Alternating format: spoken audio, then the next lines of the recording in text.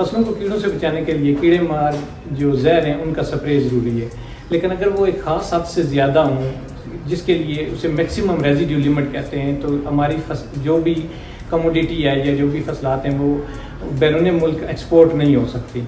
अब क्योंकि कीड़े मार जिस वक्त हम जहर स्प्रे करते हैं तो उसका सिर्फ 0.1% एग्जैक्ट कीड़े पे जाता है, बाकी सारा एनवायरनमेंट में एंड अप होता है।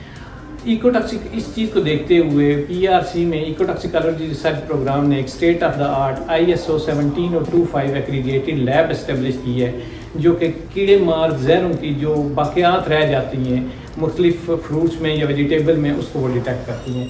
उसके लिए जनरली हमारा ये प्रोसीजर है कि हम उसको कैचअप प्रोसीजर कहते हैं। उसके लिए हम पहले जो भी सैंपल है उसको एक्सट्रैक्ट करते हैं, फिर उसको क्लीन अप करते हैं और फिर उसका जो है वो state of the art machine पे एनालिसिस करते हैं।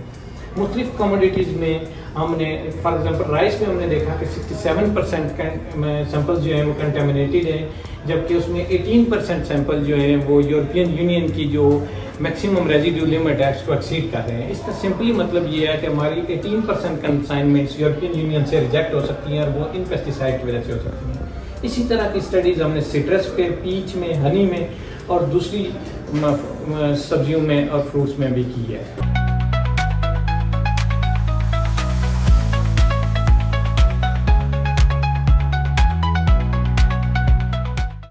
जो ज़रूरी जहर किसान इस्तेमाल करते हैं उनको एनालाइज करने के लिए हमें ये state of art lab develop करनी पड़ी। इस लैब में हमारे पास डिफरेंट क्रोमेटोग्राफिक इंस्ट्रूमेंट्स हैं और हर जो इंस्ट्रूमेंट्स हैं उसकी कुछ स्पेसिफिक लिमिट्स हैं। जैसे ये हमारे पास जो है ये गैस क्रोमेटोग्राफिक इंस्ट्रूमेंट है और इसके साथ 3 डिटेक्टर हैं, MPD और ECD जो कि ऑर्गेनोक्लोरीन टाइप के कंपाउंड्स के लिए है और MPD है नाइट्रोजन फॉस्फोरस इसके ट्रेनिंग कंपाउंड्स के लिए। इस मशीन की लिमिटेशन ये है कि ये बहुत कम क्वांटिटी तक तो मेजर कर सकता है, लेकिन इसके रिजल्ट्स रिलायबल नहीं है। तो इस लिमिटेशन को ख़त्म करने के लिए वो जो दूसरी वाली मशीन है वो ज़्यादा स्पेसिफिक है। वो बिल्कुल जिस तरह एक्सरे होता है इसी तरह के वो कोई भी पेस्टिसाइड हो उसको वो डिटेक्ट करके उसका एक्सरे जनरेट कर देते हैं, उससे हम मैच कर देते हैं, उसके रिजल्ट्स बहुत ज़्यादा रिलायबल होते हैं।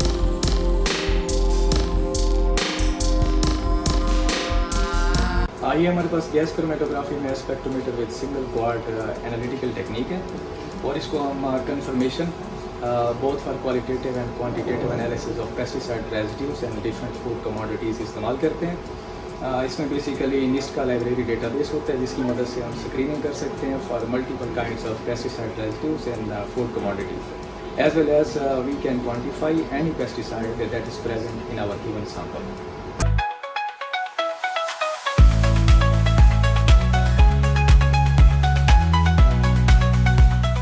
इन हालात को मद्देनज़र रखते हुए PRC ने गवर्नमेंट ऑफ पाकिस्तान के तामन से एक इनिशिएटिव लिया है और PSDP प्रोजेक्ट में ये state of the art lab जो है वो इस्टेब्लिश की है। इस लैब के रिजल्ट्स वर्ल्ड वाइड एक्सेप्टेबल हैं क्योंकि ये एक एक्रीडेटेड लैब है।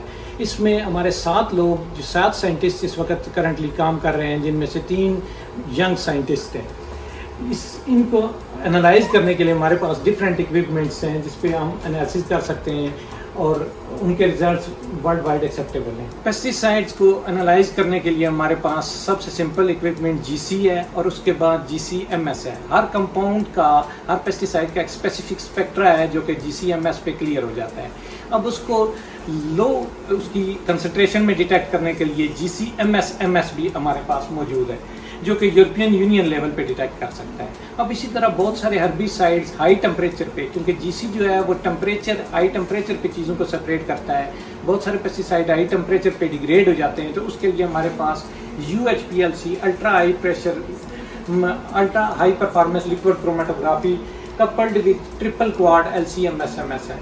ये चीज़ों को इंतहाई लो लेवल पे जाके पार्ट पर बिलियन लेवल पे जाके डिटेक्ट कर लेते हैं और इस तरह हम जो भी एक्सपोर्ट करने के लिए सैंपल यहाँ पे पहले चेक कर सकते हैं।